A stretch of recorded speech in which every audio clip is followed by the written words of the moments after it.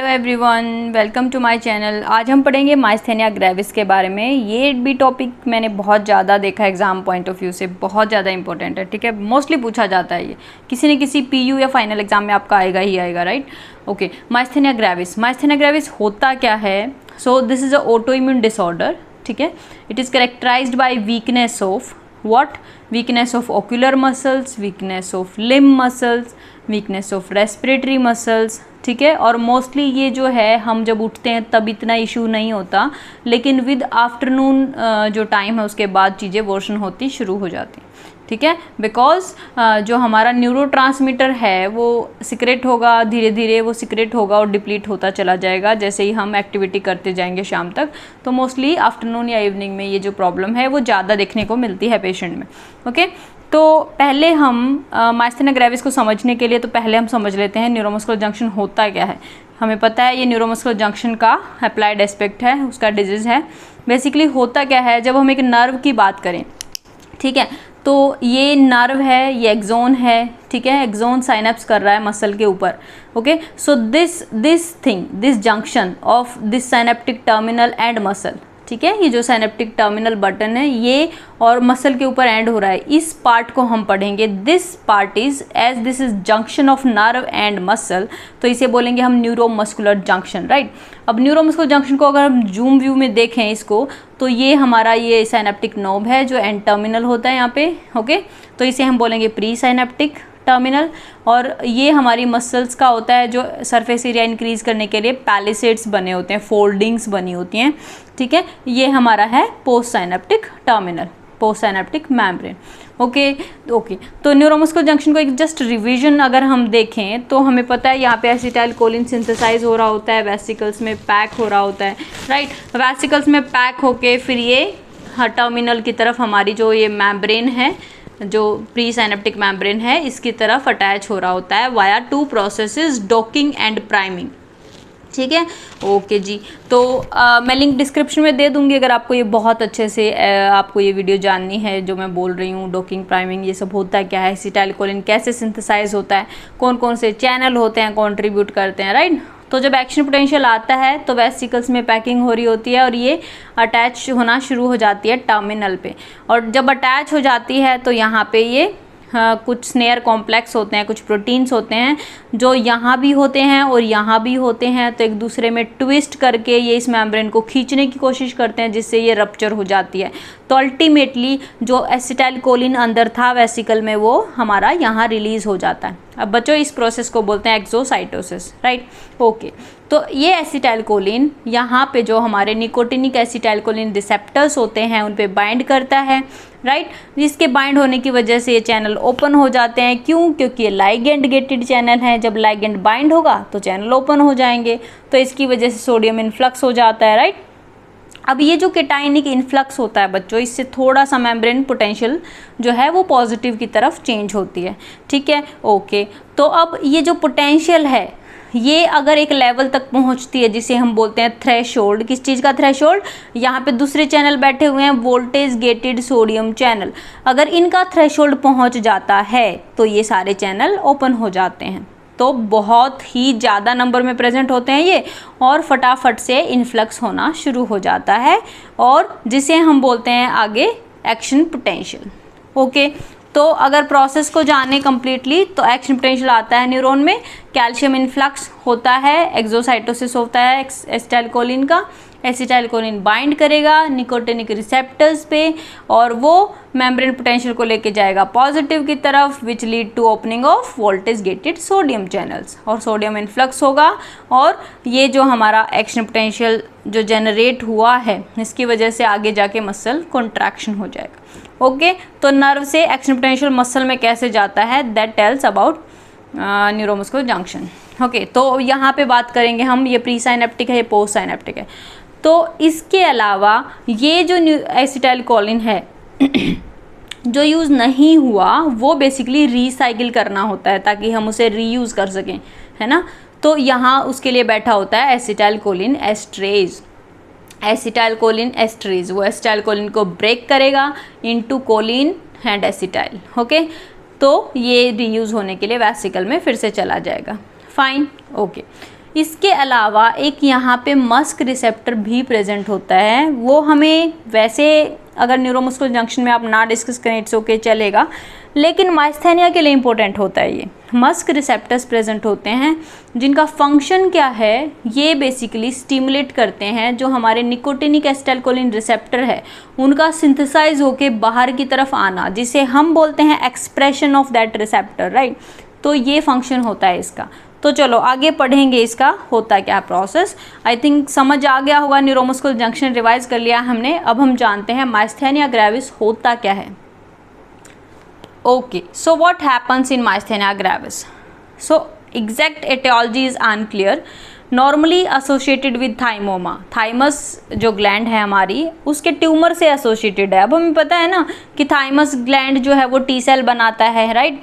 अब T cell से कहीं ना कहीं ऑटो इम्यूनिटी हमारी एसोसिएटेड होती है, तो उसका जब कैंसर हो जाता है तो हमारे सेल्स के अगेंस्ट जो है वो इम्यून रिस्पॉन्स एग्रीवेट हो जाता है, इसीलिए हम बोलते हैं कि थाइमोमा के साथ मोस्टली ये एसोसिएटेड मिलता है। ओके, तो होता क्या है, this is auto immune disorder, यानी ऑटो इम्यूनिटी हो रही है जो कि type 2 hyper sensitivity type reaction है, एलर्जिक नहीं है ये, टाइप 2। इसमें अपने ही सेल के अगेंस्ट एंटीबॉडी बनाना शुरू कर देता है, टी मीडिएटेड।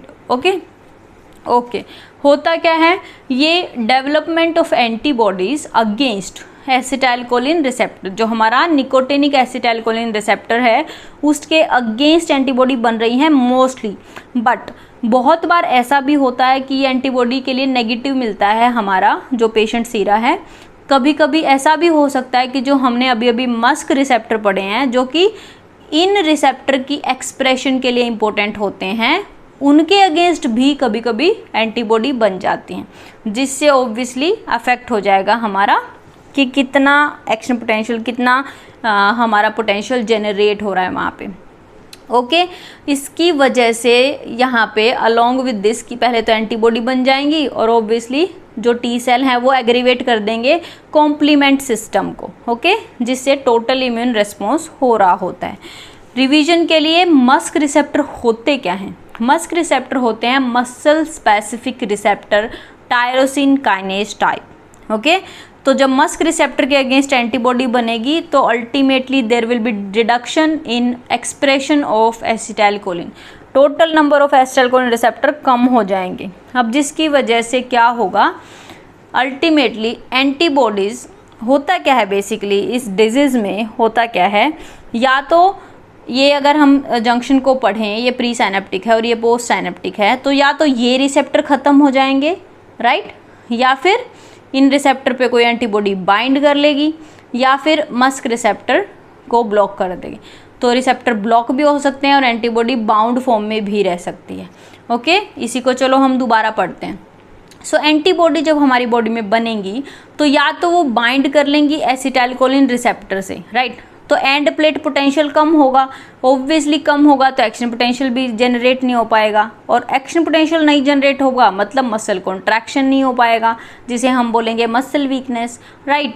सेकेंड थिंग होती है एंटीबॉडी ब्लॉक कर सकती हैं उस रिसेप्टर को, सेम चीज़ होगी, जब हमारा रिसेप्टर ही ब्लॉक हो गया तो मसल कॉन्ट्रैक्शन ऑब्वियसली वीक हो गया, राइट, तो मसल वीकनेस होगी।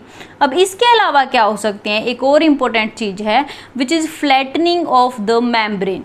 ये जो मेम्ब्रेन है पैलिसेड्स दिखाई दे रहे हैं, ये इसकी वजह से फ्लैट होना शुरू हो जाएगी ऐसे, right, endocytosis of acetylcholine receptors. तो समझ रहे हो ये जो रिसेप्टर हैं ये गायब होना शुरू हो जाएंगे और अल्टीमेटली ये मेम्ब्रेन कुछ ऐसी हो जाएगी कि मेम्ब्रेन रिसेप्टर अंदर की तरफ चले गए हैं और ये फ्लैट हो गई, सरफेस एरिया भी कम हो गया, तो इस वजह से भी मसल वीकनेस हो सकती है। तो इस तरीके से एंटीबॉडी हमारे मसल वीकनेस करते हैं। अब हमें जानना है कि वीकनेस से हमें क्या होगा, पेशेंट कैसे प्रेजेंट करेगा अल्टीमेटली।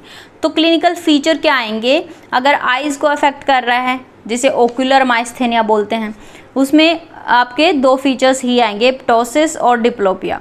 ये होते क्या है बच्चों, प्टोसिस होता है कि आई लिड जो है, दो ओपन आइज़ हैं, एक आई खुल नहीं पा रही पूरा, जो लिड है वो ड्रूल है ऐसे, एक आई पूरा खुली हुई है ऐसे, राइट, लिड जो है वो ऊपर उठी हुई है और यहाँ जो लिड है वो ऐसे ही रहेगी, तो एक आई अफेक्टेड आई जो है टोसिस दिखाएगी, वो इस तरीके से दिखाएगी, राइट, समझ रहे हो। ओके, डिप्लोपिया होता है डबल विजन, ठीक है, एक जगह इमेज नहीं बन पाती। ओके, तो हमारा ये हो गया ओक्यूलर माइस्थेनिया। अगर जनरलाइज्ड माइस्थेनिया की ग्रेविस की बात करें तो ये आइदर ओकुलर हो सकता है या जनरलाइज्ड हो सकता है, या फिर दोनों ही प्रेजेंटेशन भी हो सकते हैं पेशेंट को। तो होगा क्या जनरलाइज्ड में कि इवनिंग की तरफ जाएगा जब पेशेंट, तो फटीकनेस बढ़ती जाएगी उसकी, ठीक है, फेशियल वीकनेस, चूइंग में प्रॉब्लम हो जाएगी, स्पीच में प्रॉब्लम हो जाएगी, आर्टिकुलेशन में इशू आएगा ना, डिग्लूटेशन में प्रॉब्लम हो जाएगी, राइट, क्योंकि ओरल कैविटी अफेक्टेड अगर है तो डिस्फेजिया हो जाएगा, है ना, डिसआर्थरिया हो जाएगा, इसीलिए स्पीच में प्रॉब्लम आ रही है। तो इन सबको बल्बर प्रॉब्लम बोलते हैं, बल्बर इन्वॉल्वमेंट, राइट। लेकिन रेस्पिरेटरी मसल इन्वॉल्वमेंट अगर हो गई तो आप सोच सकते हो ये कितना डेंजरस होगा। तो रेस्पिरेटरी मसल भी अगेन इन्वॉल्व हो सकती हैं इन जनरलाइज्ड माइस्थेनिया ग्रेविस। अगर रेस्पिरेटरी इन्वॉल्वमेंट होती है, राइट, तो उसे हम बोलते हैं माइस्थेनिया क्राइसिस। क्यों? क्योंकि क्राइसिस की सिचुएशन आ जाएगी, भाई रेस्पायर नहीं कर पाएगा तो इंट्यूबेशन की ज़रूरत पड़ेगी हमें, है ना, पेशेंट को इंट्यूबेशन की ज़रूरत पड़ेगी, या वेंटिलेटर पे भी रखना पड़ सकता है इन्वेजिवली, है ना, इन्वेजिवली मतलब ट्यूब डाल के अंदर वेंटिलेटर पे रखेंगे पेशेंट को माइस्थेनिया क्राइसिस में। ओके फाइन, अब हम इन्वेस्टिगेट क्या कराएंगे पेशेंट को, तो ऑब्वियसली हिस्ट्री से ही पता चल जाएगा, अब टोसिस है, डिप्लोपिया है तो, राइट, एग्जामिनेशन है, फटीकनेस पता चल जाएगी। ओके जी, ईएमजी टेस्ट कर सकते हैं। ईएमजी टेस्ट जो है उसमें हमें फटीकनेस पता चल जाएगी। बेसिकली हम करंट अगर बार बार स्टिमुलेशन देंगे तो फटीक में जल्दी चली जाएगी हमारी मसल। तो हम मसल का जो इलेक्ट्रिकल एक्टिविटी है वो रिकॉर्ड कर सकते हैं। नर्व कंडक्शन स्टडीज़ कर सकते हैं जिसमें रिपीटेड नर्व स्टिमुलेशन देंगे और हम देखेंगे रिस्पॉन्स की ऐसे एम्पलीट्यूड है, ये पहली वाली जैसे रिस्पॉन्स है, फिर आप रिपीटेड स्टिमुलेशन दोगे तो मसल फटीक में जाती जाएगी, एम्पलीट्यूड कीप्स ऑन डिक्रीज होता चला जाएगा। रिपीटेड नर्व कंडक्शन स्टडी से पता चलेगा, ठीक है। ओके, रेस्पिरेटरी के लिए हम स्पायरोमेट्री कर सकते हैं। स्पायरोमेट्री में वाइटल कैपेसिटी कम मिलेगी पेशेंट की, राइट। वाइटल कैपेसिटी मतलब जो हमारी टोटल वॉल्यूम है जो हम एक्सेल कर सकते हैं आफ्टर फुल इंस्पिरेशन, राइट। लेकिन ये फोर्सफुल करानी है, आपको ध्यान रहे, तो दिस स्पायरोमेट्री कराएंगे। इसके अलावा जो हम ब्लड टेस्ट, सीरोलॉजी टेस्ट कराएंगे, ठीक है। सीरोलॉजी में जो हम एंटीबॉडी देखेंगे किसके अगेंस्ट प्रेजेंट है यानी ब्लड में, एसिटाइलकोलिन रिसेप्टर्स के अगेंस्ट, मस्क रिसेप्टर्स के अगेंस्ट, और ये कुछ और LRP4 एंटीबॉडी भी मिलती हैं इसमें। तो ये टेस्ट हो गए। कभी कभी सीरो नेगेटिव भी मिलता है तो हम मस्क के लिए भी टेस्ट कराएंगे। ओके, देन हम एक हमारा ये टेस्ट होता है डायग्नोस्टिक जिसमें एंटी एसिटाइलकोलिन एस्ट्रेज टेस्ट होता है, जिसमें ये एंड्रोफोनियम है, anti acetylcholine esterase, right. Acetylcholine esterase क्या काम करता है अगर आपको याद हो तो, ये एसिटाइलकोलिन को वापस भेजता है रिसाइकिल होने के लिए, राइट। तो साइनेप्टिक वेसिकल्स में कम रहता है एसिटाइलकोलिन, इसकी वजह से अब उसके अगेंस्ट हम कोई ड्रग रख दें, मतलब वो रिसेप्टर काम नहीं कर रहा, तो यानी एसिटाइलकोलिन को ब्रेक करके वो रीयूज़ के लिए नहीं भेज रहा। इसका क्या मतलब है कि जो साइनेप्स में हमारा एसिटाइलकोलिन पड़ा है वो बहुत ज़्यादा देर के लिए पड़ा रहेगा। इसका मतलब थोड़ा सा बेटर फील होगा पेशेंट। तो अगर एंटी एसिटाइलकोलिन एस्ट्रेज देने से पेशेंट बेटर फील हो रहा है तो इसका मतलब कहीं ना कहीं ये जंक्शन इन्वॉल्व है और हमारा एसिटाइलकोलिन का ही इशू है। ओके जी, मैनेजमेंट पढ़ेंगे। ऑब्वियसली आप थोड़ा आइडिया लगा सकते हो आप मैनेज कैसे करेंगे पेशेंट को, लेकिन फिर भी उससे पहले हमें ये पता होना चाहिए कि और कौन से जो डिफरेंशियल डायग्नोसिस हैं वो प्रेजेंटेशन सेम कर सकते हैं, राइट। तो आपको थोड़ा सा आइडिया होना चाहिए। कभी कभी वाइवा में भी पूछ लिया जाता है या MCQ में पूछ लिया जाता है, तो इनका आइडिया होना चाहिए आपको। ओके, तो डिफरेंशियल डायग्नोसिस में सबसे पहला है लैम्बर्ट-ईटन सिंड्रोम। ये क्या होता है, इसमें बेसिकली यहाँ पे जो कैल्शियम चैनल है जिसके इन्फ्लक्स की वजह से एक्सोसाइटोसिस हो रहा होता है, जो वेसिकल फ्यूज होके बाहर जो एसिटाइलकोलिन को रिलीज करता है, एक्सोसाइटोसिस, राइट। ये इस कैल्शियम चैनल की वजह से होता है। अगर एंटीबॉडीज उस कैल्शियम चैनल के अगेंस्ट बन जाएं, राइट, तो इस डिजीज को हम बोलेंगे लैम्बर्ट-ईटन सिंड्रोम। तो अल्टीमेटली अफेक्ट क्या हो रहा है यहाँ पे, एसिटाइलकोलिन रिसेप्टर नहीं हो रहा, लेकिन एक्सोसाइटोसिस तो अफेक्ट हो गया। तो इसका मतलब ऑब्वियसली मसल वीकनेस तो यहाँ भी होगी। तो हो गया ना differential diagnosis. Okay, second differential diagnose है बोटुलिनम टॉक्सिन। बोटुलिनम टॉक्सिन की वजह से होगा क्या, जो हमारे यहाँ पे जो स्नेयर कॉम्प्लेक्स है, मैं वीडियो लिंक डिस्क्रिप्शन में डाल रही हूँ, आप स्नेयर कॉम्प्लेक्स जरूर पढ़ना अगर आपको नहीं पता तो। स्नेयर कॉम्प्लेक्स जो है, स्नेयर प्रोटीन्स होते हैं जो एक दूसरे में ट्विस्ट करके इस मेम्ब्रेन को स्ट्रेच करेंगे और एक्सोसाइटोसिस कराएंगे, वो अफेक्टेड होती हैं। तो टॉक्सिन अल्टीमेटली काम क्या करेगी, एक्सोसाइटोसिस नहीं होने देगी, तो होना तो मसल वीकनेस ही है अगेन, राइट। ओके, अमाइनोग्लाइकोसाइड्स कुछ ड्रग्स हैं जो कि एसिटाइलकोलिन रिलीज को अफेक्ट करती हैं। देन जीबी सिंड्रोम आपने पढ़ा होगा, ग्योलिन बैरी सिंड्रोम, जिसमें होता क्या है, नर्व का डीजेनरेशन शुरू हो जाता है, यानी डीमाइलिनेशन, ऊपर का माइलिन फाइबर जो है वो हटना शुरू हो जाता है मोटर न्यूरॉन का, राइट। तो उससे भी मसल वीकनेस हो सकती है। या फिर ब्रेन स्टेम के ही कुछ लीजन, ओके, ब्रेन स्टेम के लीजन अपर मोटर न्यूरॉन के लीजन हो या लोअर मोटर न्यूरॉन के लीजन हो, अल्टीमेटली अफेक्ट तो मसल होनी है बच्चों, ओके। तो अपर मोटर न्यूरॉन के लीजन होंगे तो लोअर मोटर न्यूरॉन तक मैसेज कम आ रहा है, और लोअर मोटर न्यूरॉन का लीजन होगा तो अल्टीमेटली मसल तक तो वो आना ही नहीं है ना। तो दोनों ही कारणों में क्या होगा, हमारा मसल वीकनेस हो जाएगी, फ्लैसिड मसल बोलते हैं बट उसको। तो ये कुछ डिफरेंशियल डायग्नोसिस हैं जो हमें पता होने चाहिए। तो चलो वीडियो को ख़त्म करते हैं लेके मैनेजमेंट। तो मैनेजमेंट, क्योंकि हमें पता है ये थाइमोमा से कनेक्टेड था, थाइमस ग्लैंड टी सेल से कनेक्टेड है, तो इम्यूनिटी को कम करने का एक तरीका है कि आप थाइमस नहीं निकाल दो, तो thymectomy is one of the management, ठीक है। अब इम्यूनिटी है तो इम्यूनोसप्रेसिव एजेंट्स हम दे सकते हैं ताकि इम्यून रिएक्शन जो है वो कम की जा सके, राइट। एंटीकोलिन एस्ट्रेज की वजह से एसिटाइलकोलिन डिप्लीट हो रहा है तो उसके इनहिबिटर्स हम दे सकते हैं, राइट। नियोस्टिगमिन दे सकते हैं ताकि थोड़ा और टाइम मिले एसिटाइलकोलिन को एक्ट करने के लिए, ओके। कुछ इंट्रावीनस इम्यूनोग्लोबुलिन्स भी देते हैं, इनका मैकेनिज्म ऑफ एक्शन अब तक क्लियर नहीं है कि क्या है, बट इसके देने से जो है वो हमारा इम्यून रिएक्शन कम हो जाता है। इसके अलावा अगर कोई भी हमारा सॉल्यूशन नहीं बचता तो प्लाज्मा फेरेसिस की जा सकती है बच्चों। प्लाज्मा फेरेसिस क्या होती है, एंटीबॉडीज़ भर गई हैं हमारे ब्लड में तो हम उस ब्लड को ही निकाल देंगे, उसके प्लाज्मा को निकाल देंगे और दूसरा प्लाज्मा डाल देंगे, राइट। तो प्लाज्मा फेरेसिस, इस तरीके से हम कम से कम एंटीबॉडीज़ का कॉन्सेंट्रेशन थोड़ा सा कम कर सकते हैं, ठीक है। तो ये हो गया मैनेजमेंट ऑफ माइस्थेनिया ग्रेविस। इससे ज़्यादा आपसे कुछ नहीं पूछा जाएगा, 10 मार्क में भी पूछ सकते हैं, किसी भी तरीके से क्वेश्चन घुमा फिरा के पूछा जा सकता है, आइदर एमसीक्यू में ज़्यादा पूछा जाता है या फिर 10 मार्क का क्लिनिकल क्वेश्चन आता है, ठीक है। ये बहुत इंपॉर्टेंट है और बहुत ही आसान टॉपिक है। आई होप आपको वीडियो क्लियर हो गई होगी। कोई क्वेरी है या आप नेक्स्ट वीक चाह रहे हो मेरे से कोई और वीडियो टॉपिक जो आप चाहते हो मैं बनाऊं तो आप कमेंट करके बता देना। नोट्स अगर आपको चाहिए हो किसी चीज़ के, क्योंकि मैंने अभी शुरुआत ही की है तो प्रेफरेंस मैं उन नोट्स को ही दूंगी अगर आप बोलोगे तो। Okay guys, thank you so much, happy learning, bye bye.